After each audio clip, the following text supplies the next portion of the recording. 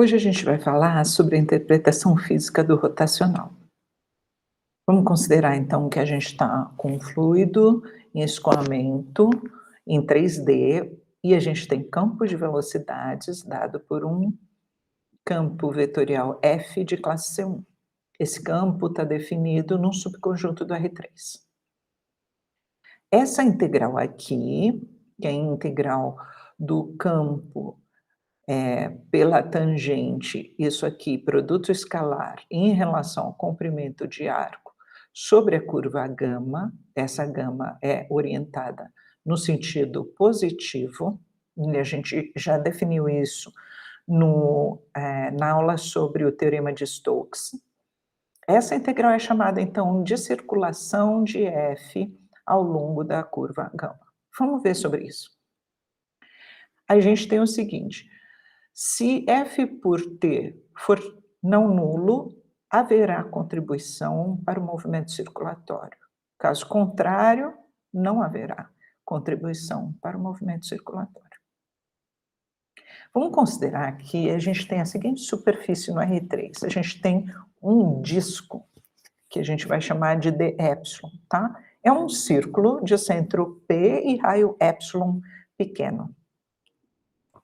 Vamos considerar a fronteira ou o bordo dessa nossa superfície, que é esse disquinho. Então, essa fronteira é uma circunferência. Vamos considerar que a gente tem um vetor tangente unitário a essa curva gama, maiúsculo. Então, esse T unitário vai ser o gama' sobre a norma do gama', ou seja, o versor do gama'. Beleza, então nessas condições a gente sabe que essa integral de comprimento relativamente ao comprimento de arco vai ser integral de linha aqui, simples com relação a essa nossa curva, que é a circunferência. Aqui nesse ds, a gente sabe que esse ds significa a norma do gama' dt. Então, um pedacinho da norma do gama' está aqui, o outro pedacinho está no ds. Então, essas coisas desaparecem e a gente tem a nossa nomenclatura ou notação usual para integral de linha de campo vetorial.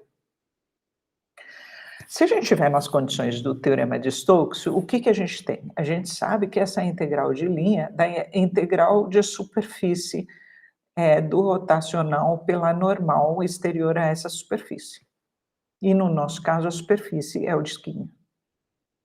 Por outro lado, a gente sabe pelo teorema do valor médio de integrais que vale a seguinte igualdade. A integral de superfície de Roth pela normal vai ser o Roth pela normal em algum ponto do disquinho pelo volume do disquinho, que no nosso caso, como o disquinho é uma figura bidimensional, vai ser, então, a área do disquinho, que é π² quadrado. Tá bom, então o que a gente tem? A gente sabe que essa integral aqui com relação ao comprimento de arco é exatamente essa integral que, pelo Stokes, da integral de superfície no disco todo, e pelo teorema do valor médio para integrais, vai dar essa Roth pelo N por areazinha do nosso disquinho. O que a gente vai fazer agora? Então, a gente tem o quê? A gente tem que isso aqui é igual a isso, e isolando, então, o Roth por N, a gente obtém, eu pego esse pedacinho aqui, e passo para o outro lado dividindo, e aí eu vou fazer o raio epsilon tender a zero. Quando o raio epsilon tende a zero, o ponto P que está no disquinho, Py vai tender ao ponto P, que é o centro, porque eu vou fazer o disquinho diminuir de tamanho. E com isso, então, a gente tem um limite aqui, que eu vou chamar esse Roth por N de limite, quando o epsilon tende a zero, do Roth por N. Então, vou aplicar limite desse lado, lime aqui, e vai ser o lime aqui também, quando o epsilon vai para zero, que é o que a gente tem aqui. Com isso, então, o que que a gente está fazendo?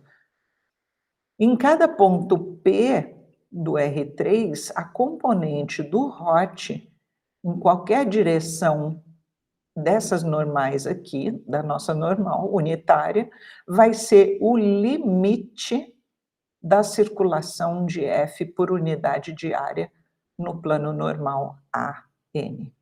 Tá? Que é isso que a gente acabou de fazer aqui, a gente provou que é esse limite aqui, onde a gente tem isso aqui como circulação, então esse limite aqui todo disso aqui vai dar o nosso hot por ele, tá? Por isso que a gente chama, voltando aqui para trás, por isso que a gente chama essa integral aqui de circulação. Na verdade, a gente chama essa daqui de circulação do campo de velocidades de um fluido que está em escoamento. Beleza, vamos para frente. Aqui, algumas observações que precisam ser feitas são o seguinte. A gente sabe que quando a gente tem o produto escalar de dois vetores, isso da geometria analítica, então vem como sendo a norma de um vetor pela norma do outro vetor e cosseno do ângulo agudo entre eles. Bom, então aqui, esse valor aqui vai ser máximo quando o cosseno for máximo. E quando o cosseno é máximo? Quando o cosseno vale 1, né? E o cosseno é mínimo quando vale 0, tá? Porque a gente está pegando o ângulo agudo entre os ângulos. Bom, então eu quero que o meu cosseno seja 1 para esse valor aqui ser máximo. Então vai ser máximo quando n e o hot forem paralelos, porque aí eu vou ter cosseno igual a 1, ou seja, um paralelo ao outro, ângulo 0 entre eles. E lembrando que se o hot for 0, então a gente chama o campo de velocidades de campo irrotacional. Tá? Então, eu não tenho movimento circulatório quando eu tenho hot 0. Exemplo, campo elétrico é irrotacional. Beleza, mais aspectos de movimentos circulatórios, mais aspectos dessa situação que nós estamos tratando é o seguinte. Vamos considerar, então, um fluido em rotação em torno de um eixo que contém a origem, com a velocidade dada por um campo vetorial V. Beleza. Vamos considerar R como vetor posição de uma partícula e velocidade angular ômega, com componentes ômega1, ômega2 e ômega3. Então, o vetor V vai ser dado, o campo V vai ser dado pelo produto vetorial da velocidade angular pela vetor posição, que é isso aqui, e quando a gente calcula esse determinante simbólico, a gente tem essa igualdade. Tá bom. Agora, vamos calcular o hot desse campo de velocidades V. Quando a gente calcula o hot desse campo de velocidades, então, que tem componentes, isso aqui, essa seria a segunda componente, e essa seria a terceira componente do campo de velocidades. A gente vem para cá, ó, trouxe as componentes para cá, para calcular o hot, né? Onde eu tenho aqui del x, del y, del z. Então, por exemplo, em I, o que nós vamos ter? Nós vamos ter o determinante dessa matriz menor 2 por 2 aqui, onde eu tenho del y desse pedacinho aqui, e a única parte que tem y é essa parte aqui, e aí menos del z desse pedacinho aqui, e a única parte que tem z é esse pedacinho aqui. Então, no I, na componente I, a gente vai ter 2 vezes o W1.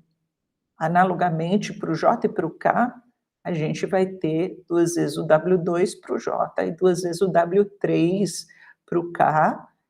Então, a gente vai ficar colocando 2 em evidência 2 vezes a velocidade angular. Então, o rotacional, ele é um vetor com direção e sentido iguais, os da velocidade angular, só que com o dobro de intensidade. Isso é muito interessante.